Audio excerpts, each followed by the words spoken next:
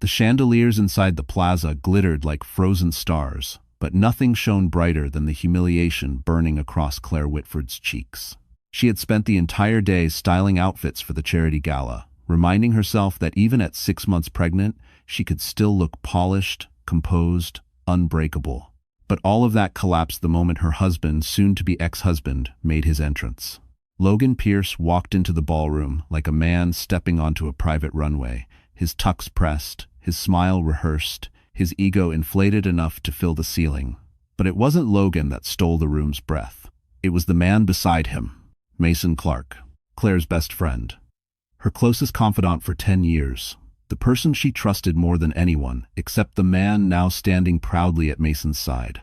Whispers rippled like wind through silk gowns. Isn't that her friend? Wasn't he in their wedding party? No, they wouldn't.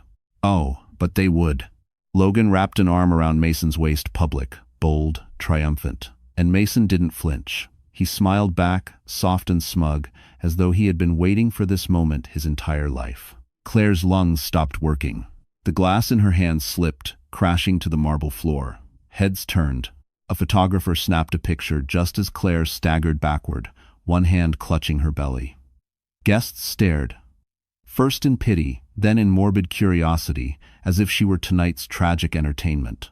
"Claire," Logan said, voice sharp with annoyance rather than concern. "Don't make a scene. Everyone knows we've moved on." "We? Moved on?" She hadn't even known she'd been left behind. The room tilted. Lights blurred. A cold wave washed through her body, fear, shock, betrayal, sharpening like ice.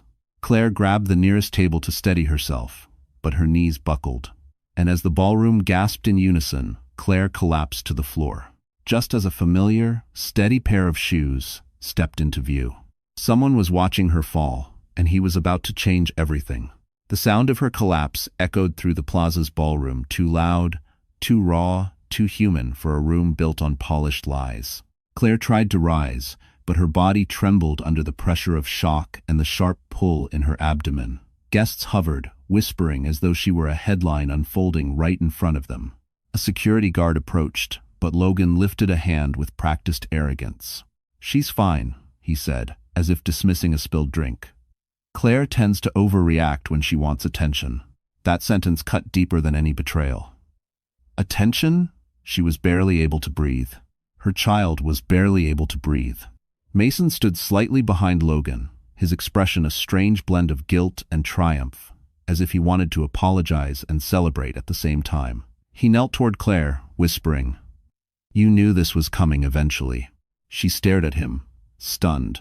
Her best friend, the man she cried to, trusted, confided in. "You did this," Claire choked out. "You both did this." Logan exhaled impatiently. "Can someone call the valet? I don't want her fainting on the steps too." Then, louder, for the crowd, he added, "Claire and I have been separated for months. She's struggling. Please give her space." Separated? Struggling? None of that was true. The lie settled over her like a net, trapping her. Mason nodded sympathetically at strangers, pretending to comfort her while subtly shaping the narrative. And the crowd believed him. Wealth always carried credibility. A staff member touched Claire's shoulder gently. "Ma'am, should we get an ambulance?" Before she could answer, a calm, steady voice cut through the tension. "I'll take her." The room fell silent, not out of concern, but curiosity. The man stepping forward was impeccably dressed in a charcoal suit, dark hair swept back, posture relaxed yet commanding. Claire blinked through tears, recognizing him faintly from earlier in the week outside the clinic. Offering help, she refused. Dr. Everett Langston, billionaire. Innovator, a name whispered with awe in Manhattan boardrooms. Logan stiffened. "This is a private matter. Stay out of it." Everett ignored him completely, crouching beside Claire. "You're in pain," he observed, voice low, "and you don't have to stay here another second." Her breath shuddered. I can't walk." "I've got you," he said simply. And then, effortless, controlled, he lifted her into his arms. Gasps erupted around the ballroom. Phones rose. Cameras flashed. Logan's jaw locked. Mason's smile faltered. Everett glanced at them both with cool indifference. "Gentlemen," he said, "this is where your version of the story ends." He carried Claire toward the exit. And that was the moment Logan realized he had just lost something far bigger than his pride. The crisp night air outside the plaza hit Claire's skin like a shock. Everett didn't slow his pace as he carried her past the doormen, who scrambled to open the glass doors without daring to question him.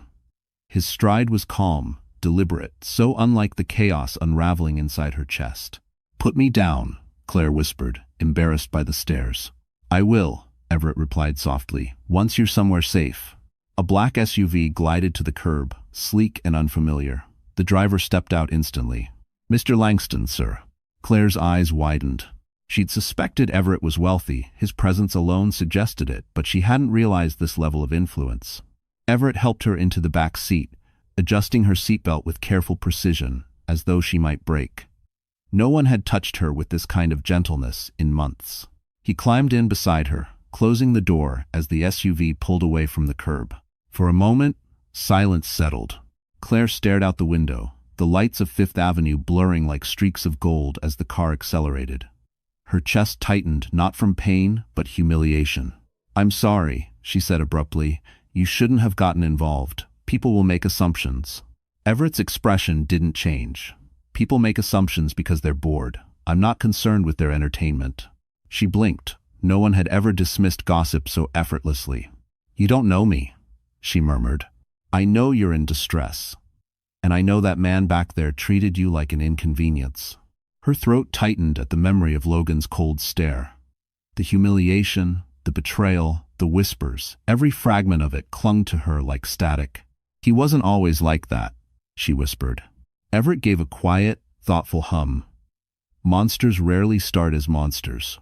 His words hit deeper than she expected. Claire's hand drifted to her belly. "I'm scared," she admitted. "Not just for me, for my baby. I can barely stand on my own 2 feet. Everything is falling apart." Everett leaned back slightly, studying her with unnerving calm. "Then let something hold you up until you can." She frowned. "Something? Or someone?" "Both," he said. The SUV slowed as it approached Mount Sinai Hospital. Claire expected him to tell the driver to stop, but the vehicle continued rolling forward. Confused, she looked at Everett. "We're passing the hospital." "That's correct." "I'm starting." "Why?" He held her gaze steady, unwavering, unreadable. "Because you need more than medical attention tonight, Claire." Her pulse quickened. "What does that mean?" Everett turned his eyes back to the road. "It means I'm taking you somewhere. Logan Pierce will never think to look." The city lights flared against his profile, sharp, powerful, unknowable. And Claire felt her breath catch as a new kind of fear mingled with hope. Because wherever he was taking her, nothing in her life would ever be the same again. Claire stared at the glowing dashboard as the SUV drifted deeper into the Upper East Side. The streets grew quieter, the buildings taller, the air somehow heavier with wealth. She wiped her eyes, but the tears kept forming. Shame, fear, exhaustion. They all pulsed together like a bruise that wouldn't stop throbbing. "Where are we going?" she finally asked. "To a place where no one will bother you," Everett answered. "Especially not Logan." Claire shook her head weakly. "He won't come after me." Everett looked at her as though she had told a joke. Men like him only walk away when they think you have nothing left to lose, when they believe you're broken beyond repair. She stiffened. The truth stung because it was real. The SUV stopped in front of a sleek, glass high-rise overlooking Central Park. The kind of building Claire had only ever seen on magazine covers. A doorman rushed forward, greeting Everett as if he were royalty. "Mr. Langston, penthouse is ready." Penthouse. Claire's stomach tightened. "I can't stay here. This is too much. I'm just someone who needs rest," Everett finished gently. "Nothing more, nothing less." He escorted her through the marble lobby into a private elevator that hummed softly as it ascended dozens of floors without stopping. Claire clutched the rail. "Why are you doing this? You don't even know me." "I know enough."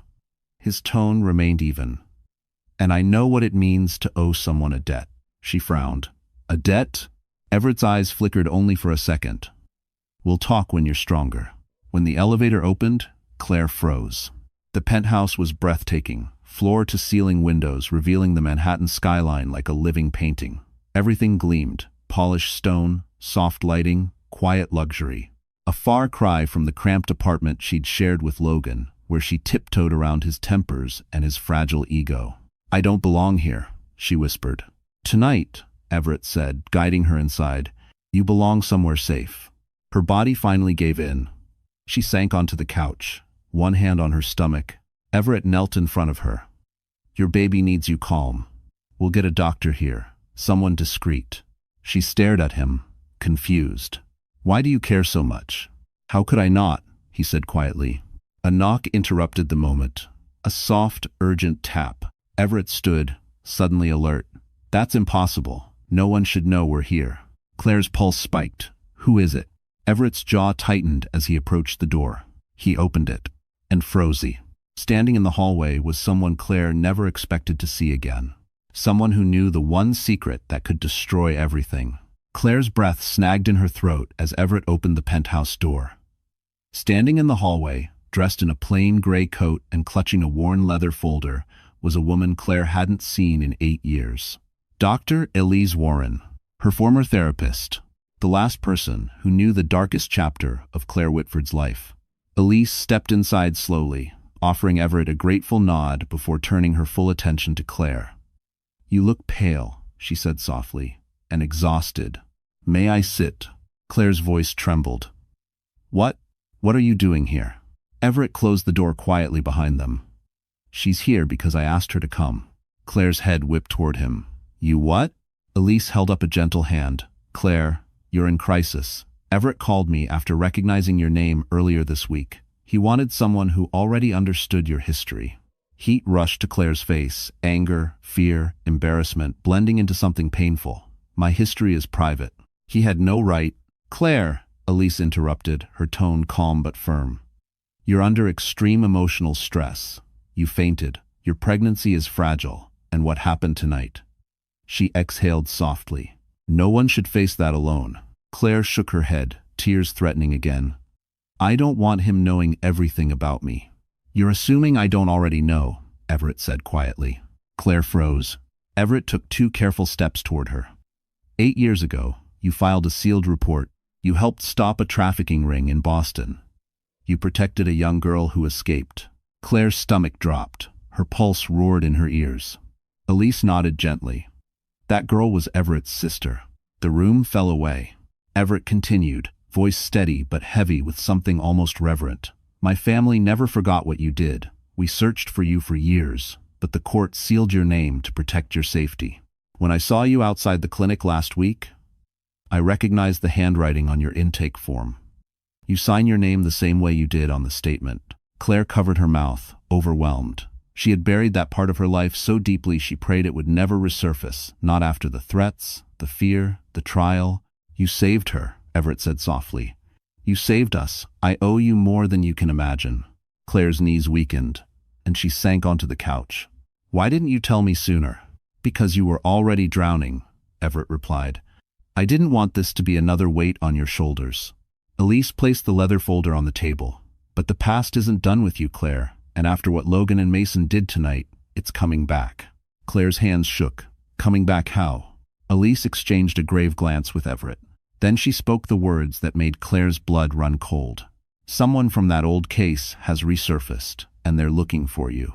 Claire felt the room tilt, though she was no longer standing.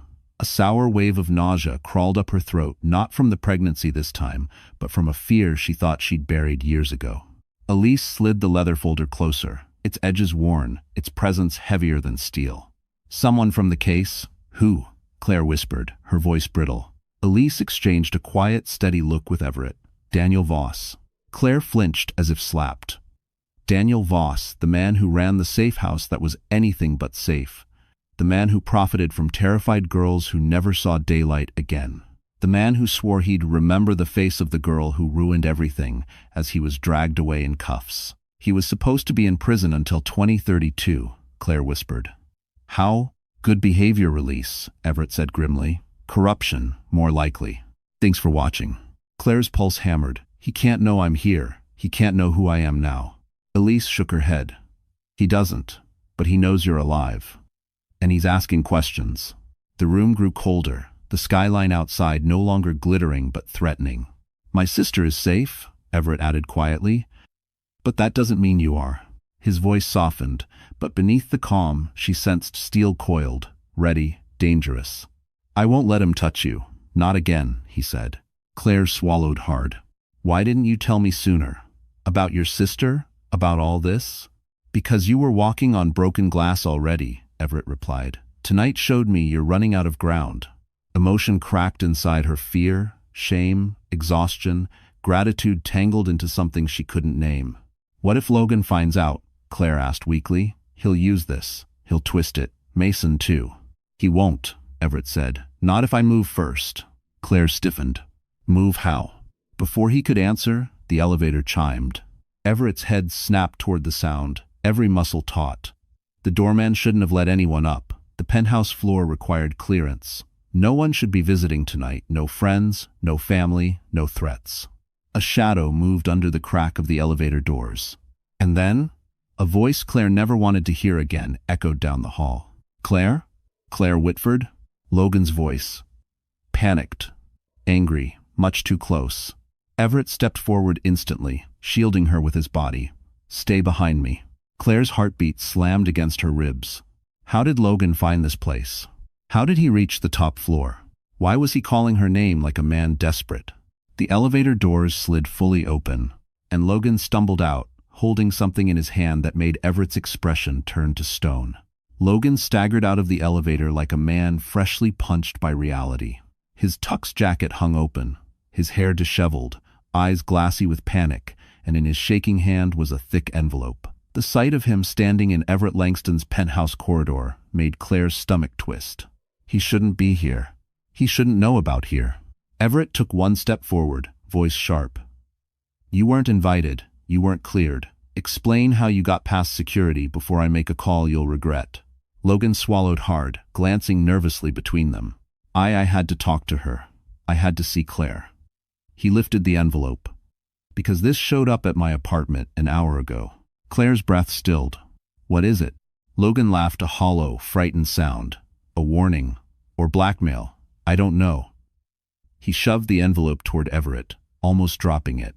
"But someone out there knows things about you, Claire. Things I never knew." Everett's expression didn't change, but the air around him sharpened. Logan kept talking, words tumbling out in frantic bursts. "They sent photos from years ago Boston, the police station files I've never seen. They said if I don't deliver you to a location tomorrow night, they'll leak everything. Your name, your involvement, the trial. All of it." Claire's heart plummeted. Daniel Voss. It had to be. Elise stepped forward quickly. "Logan, give me the envelope." But Logan jerked it away, voice cracking. "No. You all need to understand something. I'm in danger too. Whoever sent this knows where I live. They know my schedule. They know Mason's schedule. They said they'll come after me if I don't cooperate." Everett's voice dropped to a cold, surgical calm. "You expect sympathy after what you did tonight?" Logan winced. "I didn't know this would happen. I swear. I know I messed up, okay? Claire, please just talk to them. Tell them you won't go after them. They think you're planning something." In 27, I day have to Sarah and day half dumb. Claire stared at him, stunned. "Logan, you think I want revenge? I just want peace." He shook his head violently. "They don't care. They want you silent, one way or another." Everett stepped closer, eyes blazing with protective fury. "You will not deliver Claire anywhere. Not tomorrow. Not ever." Logan opened his mouth, but Everett cut him off. "Tell us the location." Logan hesitated, terror flickering in his gaze. I can't. They'll kill me if I talk. If you bought a Savant." Everett leaned in, voice low and lethal. "You'll tell us, because the alternative is far worse." Logan trembled, finally reaching into the envelope, and pulled out a single photograph that made Claire scream. Claire's scream tore through the penthouse, sharp and instinctive. Everett snatched the photograph from Logan's trembling hand before it hit the floor, but not fast enough to spare Claire the image burned into her memory. It was a picture of a hospital bed, a young girl barely 13 covered in bruises, eyes swollen, lips split, a small wrist bracelet with the name Maya Langston, Everett's sister. Except this photo wasn't from the night she escaped. This one was taken before she ever got out. Claire clutched her stomach, fighting the urge to be sick. That picture was never released. How? Logan shook his head violently. It was in the envelope. There are more. Files, statements, even your sealed testimony. Someone has everything. Ender. Everett's jaw locked, fury simmering beneath the surface. This photo was evidence. Only law enforcement and a handful of protected parties ever saw it. Elise whispered, Daniel Voss must have kept his own copies. Claire felt her breath hitch. But he can't be coming after me now. That case is over. It's done. No, Everett corrected, voice ice cold. It was paused. For 8 years. There were others involved who were never caught. Someone is trying to rebuild what you helped destroy. Thanks for watching. Logan's voice cracked into a plea. Claire, listen to me. Please, this guy wants you. Not me. Not Mason. You. I think he blames you for everything. Claire closed her eyes, trembling. Memories long buried began to surface, the screams, the girls, the terror that kept her awake for years afterward. I can't go through that again, she whispered. I can't endanger my baby. Everett moved toward her, lowering himself to her level. You won't. I will make sure of that. Well, there's Frist.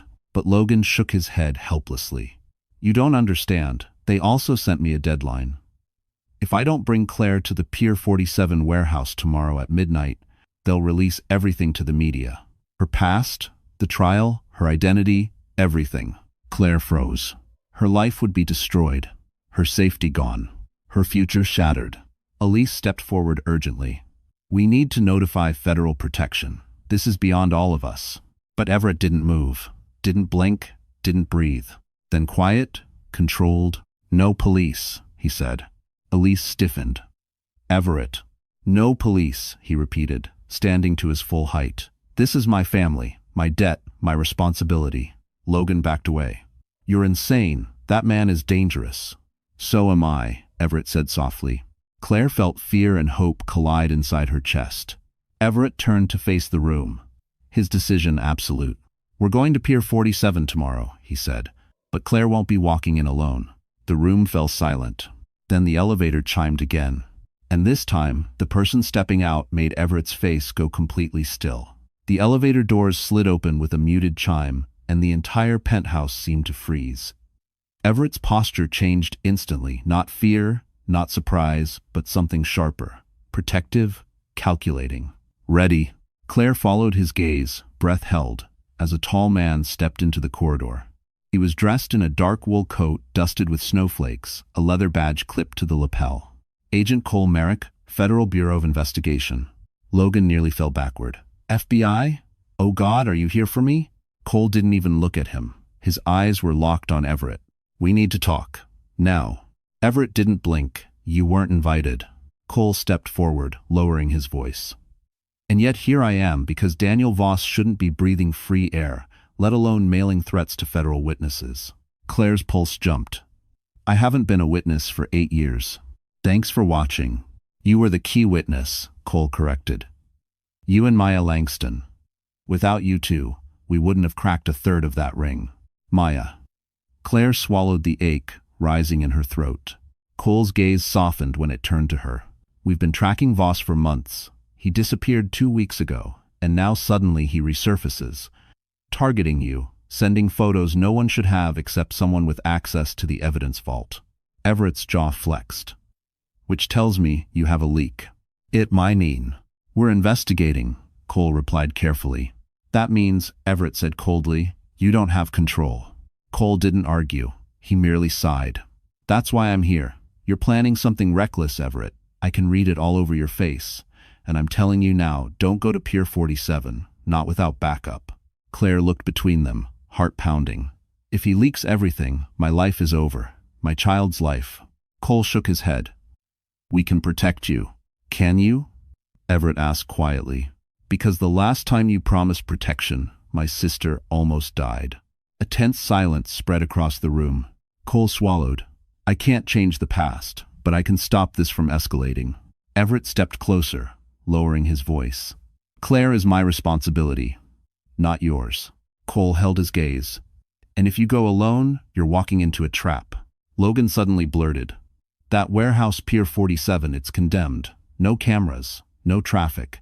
They chose it so no one can hear anything. I have that. Claire's breath shook. Everett, please don't take unnecessary risks. Everett turned to her, gaze piercing but warm. I won't, I promise. Cole exhaled through his nose. Just tell me one thing. Are you going tomorrow? Everett didn't answer. He didn't need to, because his silence said everything. Cole cursed under his breath. Then I'm going too. Everett's expression hardened. No, this isn't your fight. Cole stepped forward. It is now. End quote. Before Everett could reply, Claire's phone buzzed violently. One message. No number. She clicked it, and the screen lit up with a live video feed. A girl's voice whispered, Claire, he found me. Claire's fingers tightened around the phone as the shaky video illuminated her face. A dim room appeared on the screen, concrete walls, a rusted pipe overhead, a flickering bulb casting a cruel, intermittent glow. And in the corner, barely visible, was a young girl curled against the wall. Her voice trembled again.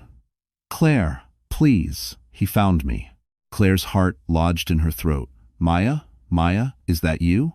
The girl lifted her head, the motion sluggish, terrified. Claire recognized her instantly, the same frightened eyes she once protected. Everett lunged closer, his composure cracking. Maya, look at me, sweetheart. But the girl shook her head frantically. He said not to talk. He said if I talk, he'll...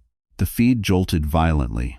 A hand grabbed the phone from Maya, the camera spinning wildly. Claire gasped when a man's shadow crossed the lens. A slow, taunting whistle followed, one Claire remembered all too well. Daniel Voss. He stepped into view only briefly, but long enough for his voice to curl through the speakers like poison. Claire Whitford, he drawled. 8 years, and you still ruin my business. You should have stayed quiet. Everett's breath turned to ice. You touch her, and I will tear the world apart to find you. Daniel laughed a deep, satisfied sound. Then come find me. Tomorrow, Pier 47, midnight. Bring Claire. Cole cursed under his breath. He wants leverage. He's panicking. This is desperation. Daniel leaned close to the camera, his features pixelating into something monstrous. If Claire doesn't walk into that warehouse, I'll send pieces of the girl to her doorstep. Claire covered her mouth, shaking uncontrollably. Then the feed cut to black. Silence, heavy, suffocating, swallowed the room. Everett stood as if he'd been carved from stone. He has my sister. He has Maya. His voice was low, trembling with rage. This ends tomorrow. Cole moved closer. We don't know if that location is real. Voss could be baiting you into an ambush. I don't care, Everett growled. I'm going. Claire's knees weakened. He wants me. If I go, maybe he'll release her. And 46. Everett spun toward her, fury flashing in his eyes. Absolutely not. I will not let you walk into a death trap. Logan backed away toward the elevator, paling. I didn't sign up for this. I just wanted my life back. Cole shot him a glare. Too late for that. Claire forced a breath. We need a plan, something he won't expect. Everett's eyes softened as he stepped toward her, voice barely above a whisper. We'll save her, but you're not going anywhere near Voss. Even if I have to lock you in this penthouse. Before Claire could respond, her phone buzzed again. A new message. Just 2 words. She's next. The message "she's next" hung in the air like poisonous smoke. Claire felt her stomach tighten, instinctively wrapping an arm around herself and the baby. Everett stepped closer, reading the words over her shoulder. His breath went cold. He's escalating, Cole muttered, pacing. This isn't just about revenge anymore. He's trying to force all of us into a corner. Everett turned to Claire, his voice sharper than she'd ever heard. You are not leaving this building tomorrow. I mean it. Claire shook her head. If he's threatening another girl. Claire. Everett's voice cracked, the facade slipping. I already almost lost my sister once. I won't lose you too. The confession stunned the room, including Everett himself. But there was no time to react. Cole slammed his hand onto the kitchen counter. We need a strategy. Going in blind gets everyone killed. Everett nodded slowly, shifting into the calculated, controlled presence of a man who built empires with silence.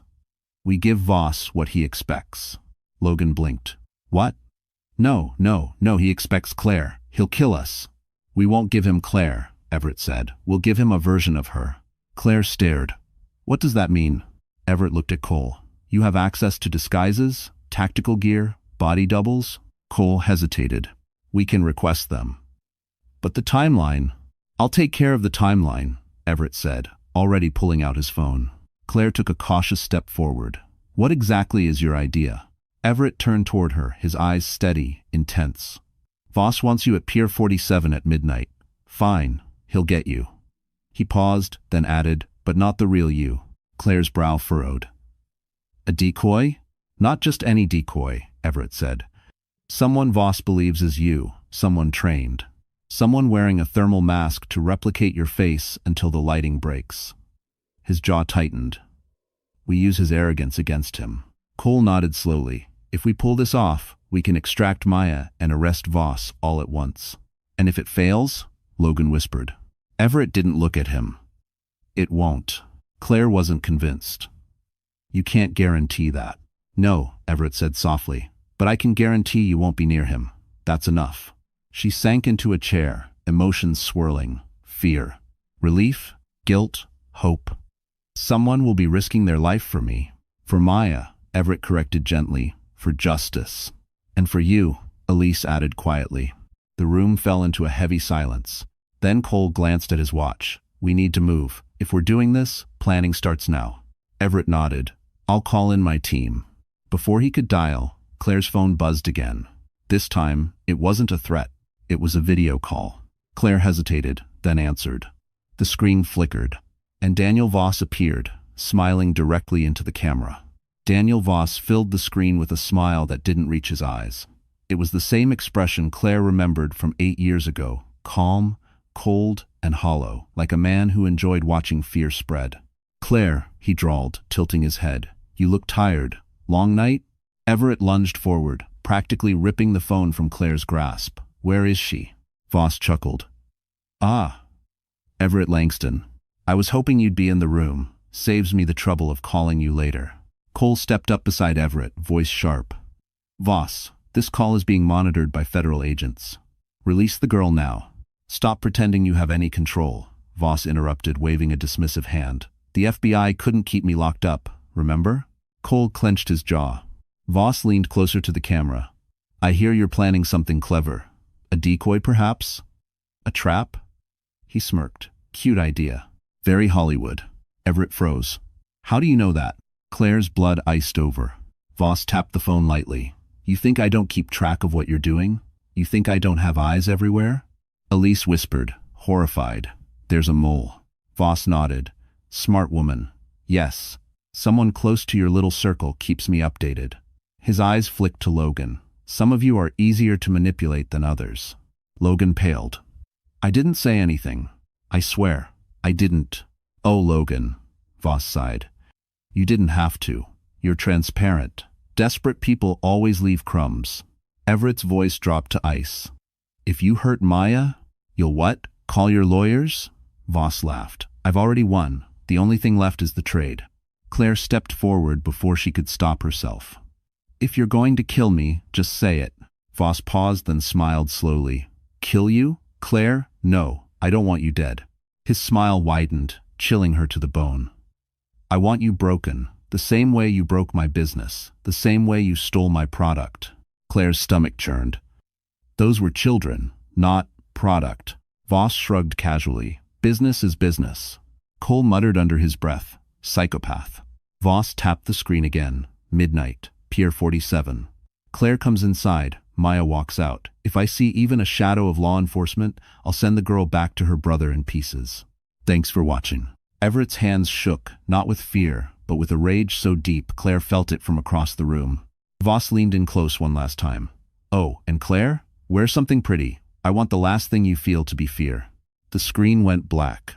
Claire's knees buckled. Everett caught her instantly, voice trembling with fury. I'm ending him. Tomorrow. But Cole shook his head. It's a trap. He knows everything. And I did not. Before anyone could respond, the penthouse lights flickered, and the building's security alarm began to scream. The shrill wail of the security alarm ripped through the penthouse like a physical shock. Red emergency lights strobed across the ceiling, turning everyone's faces into flashes of fear and confusion. Claire clutched Everett's arm instinctively, her heartbeat instantly doubling. Cole drew his weapon. Everyone away from the windows. Now. Why time? Tooth. End quote.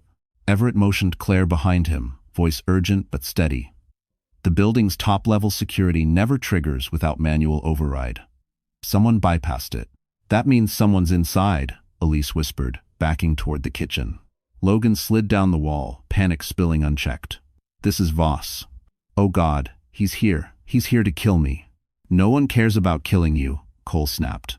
Now shut up and move. The lights flickered again, once, twice, then stabilized.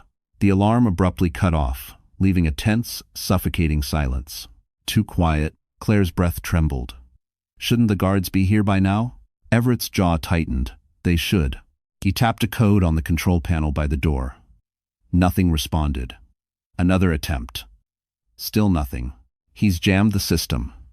Cole holstered his phone after a futile attempt. Emergency lines are down too. The whole floor is isolated, Everett murmured. He's buying time. Claire's voice cracked. Why? What does he want from us now? Everett turned to her, the truth stark in his eyes. Leverage. Fear. He hesitated. Or you. A loud metallic clank echoed from the service hallway. Everyone froze. Cole raised his gun again, stepping slowly toward the sound. Back room, move. Everett ushered Claire behind him, keeping her pressed close. Even in chaos, Claire noticed it the way he instinctively positioned himself between her and danger, as if it were second nature. Another clank. Then footsteps slow, deliberate, scraping against the tile. Claire swallowed hard. That's not Voss. He wouldn't come himself. No, Everett said. He'd send someone expendable. Cole took point, edging toward the junction where the hallway branched. On my signal. But he didn't finish. A body was suddenly hurled into view, slamming into the living room wall with brutal force. Logan screamed. It was one of the building's security guards, unconscious, bleeding, crumpled, and behind him, stepping into the light, was a man Claire didn't recognize. Tall, masked, wearing tactical black gear and holding a weapon with a suppressor attached. Voss's messenger. The intruder raised the gun toward Claire. Claire Whitford, he said through the mask. You're coming with me. Everett moved faster than thought, shielding her entirely. Cole shouted, Don't shoot. The intruder pulled the trigger. A single silenced shot cracked through the penthouse aimed straight at Claire. The silenced gunshot cracked through the penthouse like a muted thunderbolt. Claire's scream caught in her throat as Everett lunged in front of her, bracing for impact. But the bullet never reached them. A sharp metallic clang rang out the unmistakable sound of a projectile hitting reinforced material. Cole had tackled a side table, flipping it upright just in time. The bullet embedded into the steel leg, smoke curling from the impact. Move, move, Cole shouted, firing a controlled burst toward the intruder. The masked man ducked behind a pillar, returning fire with chilling precision. Glass shattered. The lights flickered again. Logan curled into a ball near the sofa, sobbing openly. Everett grabbed Claire's hand. Stay low. Follow me. End of masses. They scrambled behind a marble partition as Cole engaged the intruder, trading suppressed shots that thudded like distant drums. He wasn't aiming to kill, Elise whispered, trembling. He wanted to injure, to incapacitate her. The realization struck Claire cold. Voss didn't want her dead. He wanted her delivered. Everett leaned close, his breath warm against her ear. We end this tonight. I'm not letting him take you. Claire nodded, though her hands shook uncontrollably. Another shot ricocheted off the counter inches from her shoulder. Cole shouted, He's moving toward the elevator. He's trying to regroup. Everett peered around the corner. No, he's hurting us. He wants Claire exposed. The masked intruder slipped behind a structural beam, tapped something on his wrist device, and the service elevator at the far end of the hall dinged open. He pointed at Claire. Come quietly, or the girl dies. Claire's heart plummeted. Maya. But before she could react, Everett stepped forward, fury radiating from every muscle. If you touch her, or my sister, I swear. The intruder threw a small device across the room, a cylindrical object rolling to a stop at Claire's feet. Cole's eyes widened. Flashbang, down. Too late, a blinding white explosion swallowed the room. Claire cried out as her ears rang violently, vision dissolving into static. Everett wrapped an arm around her, shielding her as debris rattled across the floor. Through the haze, she felt herself being lifted. Not by Everett. By someone else? Her vision cleared just enough to see the masked man dragging her toward the service elevator. Everett pushed himself up, disoriented but fighting through it. Claire. The intruder tightened his grip. Midnight comes early. Claire kicked, struggled, but his strength was overpowering. The elevator doors began to close. Everett lunged too far away. Claire met his eyes one last time as she was pulled inside. And then the doors slammed shut, taking Claire into the heart of Voss's plan. Claire's world became a blur of metal, cold air, and the suffocating grip of the masked man dragging her through the service elevator. Her ears still rang from the flashbang, her vision pulsed in and out, and every instinct screamed to protect her unborn child. She clawed at his arm. "Let go, please, my baby." "Voss doesn't want you harmed," the man grunted. "Not yet." The elevator shot downward, faster than she expected. This wasn't a normal route. This was a maintenance shaft, restricted, unmonitored, perfect for disappearing without a trace. Claire tried to steady her voice. "You don't have to do this. Whatever he's paying you, I'll double it." He scoffed behind the mask. "You think this is about money? You ruined a very lucrative operation. Some of us lost more than cash." Her stomach twisted. Daniel Voss had built loyalty the way cults did, through fear, dependence, and emptiness. The doors opened into a dim, underground loading area. A black van idled at the far wall, engine humming like a predator, waiting to pounce. Claire froze. "No, no, no." He tightened his grip. "Walk." She stumbled forward, but her foot slipped on the concrete. Pain shot up her side. Her baby kicked violently, as if sensing the danger. "Please," she whispered, breath shaking. "I'm pregnant." For the first time, his grip faltered. Just for a second, just long enough. Claire twisted, slamming her elbow into his ribs. He grunted, but didn't release her. Instead, he shoved her against the van and pinned her there. "Don't fight," he snarled. "It'll only make it worse." A cold wave of dread washed through her. He reached for a syringe taped inside the driver's door, clear liquid shimmering under the fluorescent light. Claire's pulse spiked. "What is that?" "A sedative. Voss wants you calm for the exchange." "No, no, please." He uncapped the needle. A roar echoed from behind them. The intruder spun. Just as a black SUV tore through the loading dock gate, metal exploding outward like shrapnel. Tires screeched. Headlights blazed. Everett.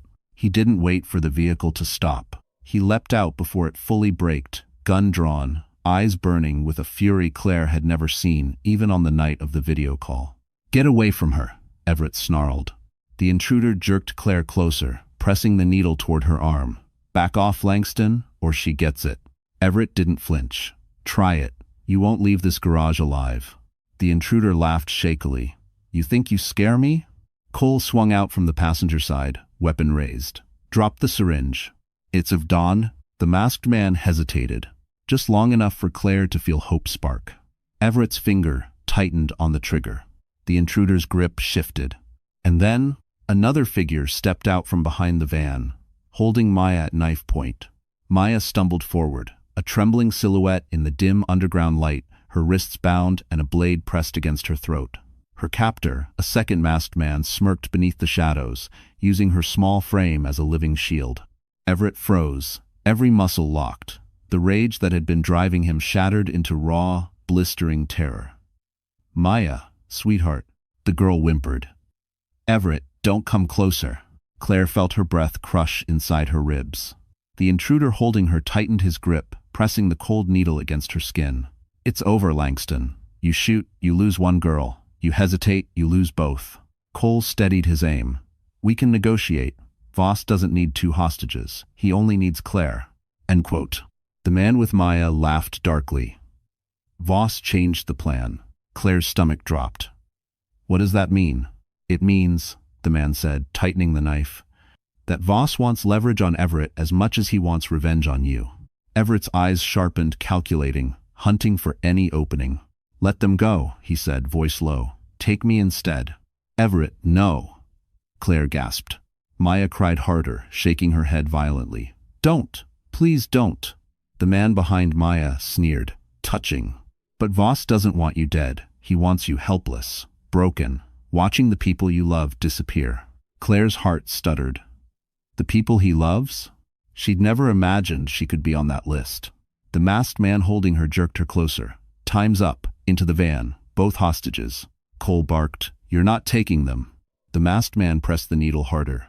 "I will paralyze her from the neck down if you fire." "Want to test me?" Everett's jaw clenched so tightly a vein bulged at his temple. He stepped forward an inch. "Don't!" Claire cried.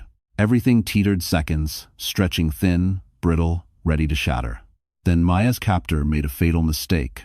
He shifted his stance. Just a fraction. Just enough for the blade to angle away from her throat. Maya saw it. Cole saw it. Everett saw it. But Claire acted.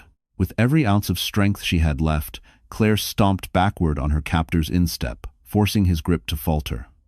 His hand swung wide, the needle slicing empty air. Claire twisted, using momentum to slam her elbow into his jaw.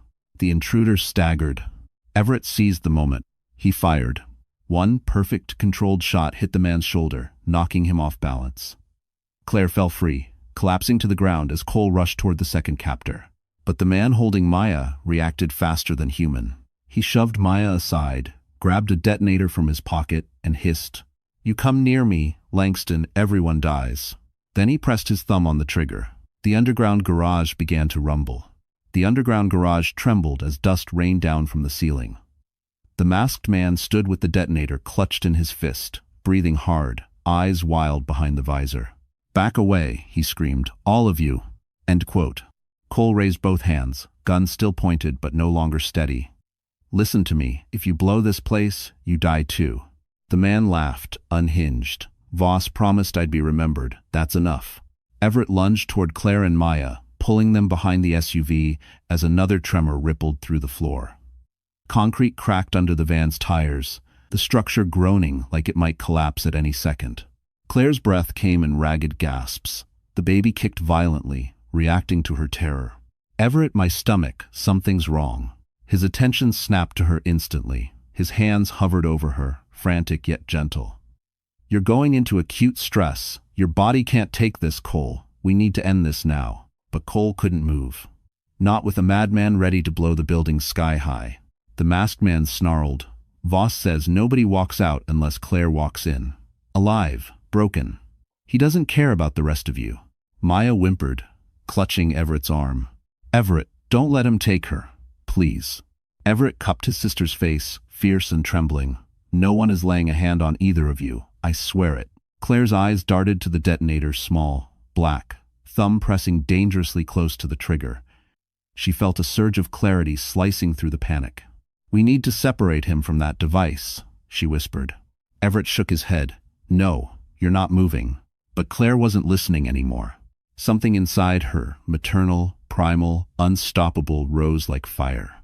"You said it yourself," Claire whispered, meeting his eyes. "Fear is his leverage, so we take it away." Before Everett could react, Claire stepped out from behind the SUV.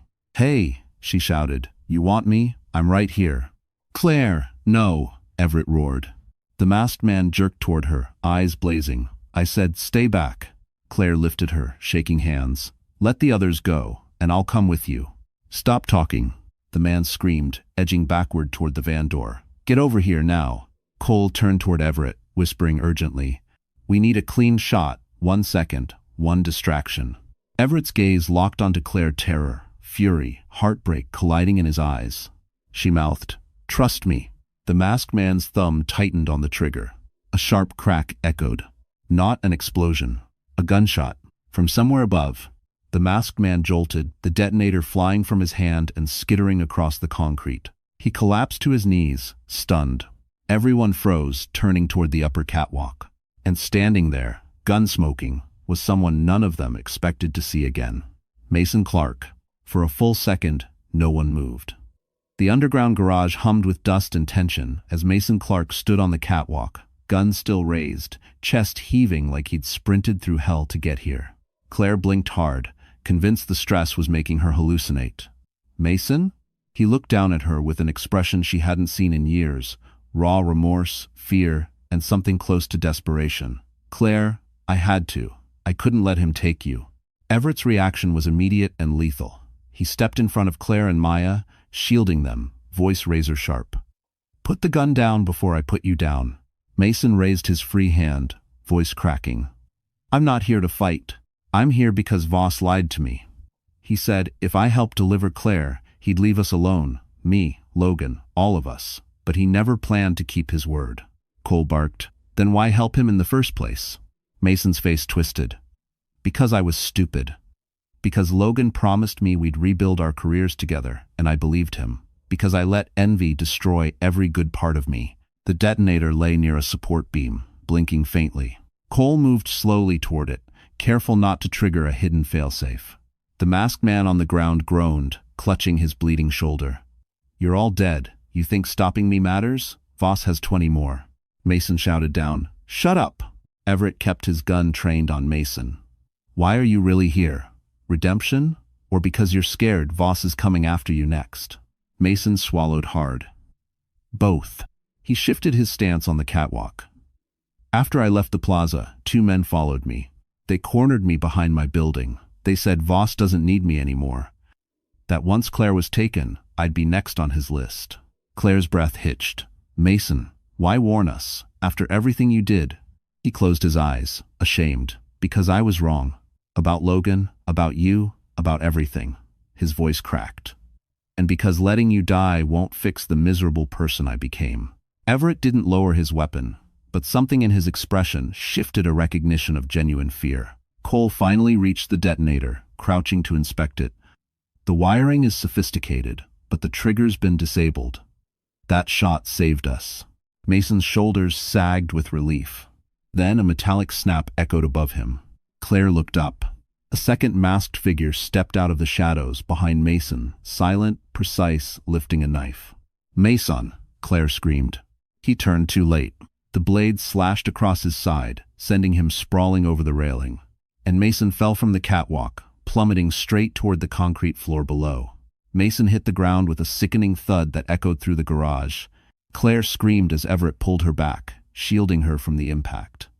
Maya covered her face, shaking violently. Cole sprinted toward Mason's crumpled body, gun still raised in case the second masked attacker followed. Mason, stay with me, Claire cried, trying to push past Everett, but he held her firmly. You can't, your stress level is already critical, Everett urged, voice tight with fear for her. Cole knelt beside Mason, 2 fingers pressed to his neck. Seconds stretched unbearably. Finally, he exhaled. He's alive. Barely. We need medics now. Call them, Claire pleaded. Cole shook his head. Communications are still jammed. Mason groaned, eyes half open, blood spreading across the concrete beneath him. He looked up at Claire, fighting for breath. I'm sorry, Claire. Tears blurred her vision. In all the chaos, in all the betrayal, this was the first time Mason had looked like the boy she once knew. The boy who protected her in college. The boy who turned into someone she no longer recognized.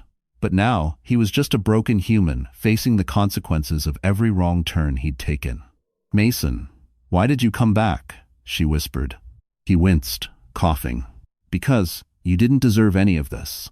And I helped start it. His eyes shifted toward Everett. Take care of her. She saved lives. She saved your sister.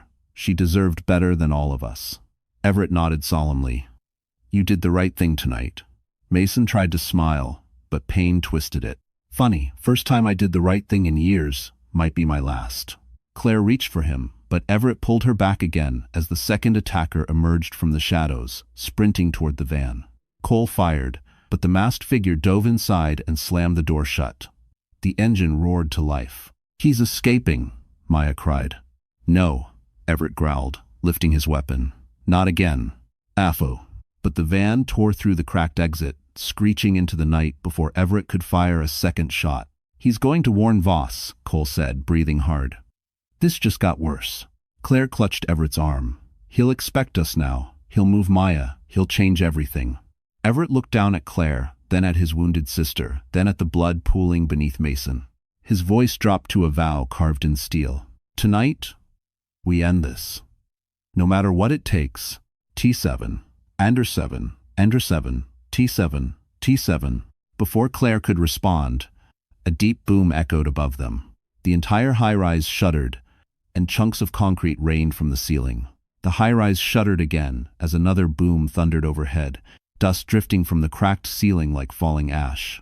Claire clung to Everett as Cole pulled Maya into his arms, shielding her with his jacket. "It's controlled demolition charges," Cole shouted. "Voss is trying to bury the evidence, and us with it." End quote. Everett's eyes burned with cold fury. "Not tonight." He scooped Claire into his arms despite her protests, carrying her toward the emergency stairwell. Cole followed with Maya. The remaining masked intruder lay groaning behind them, unable to move. Claire gasped as another tremor jolted the structure. "Everett, my contractions, something's happening." His grip tightened. "Hold on, you're not giving birth in a collapsing garage." "I hope so."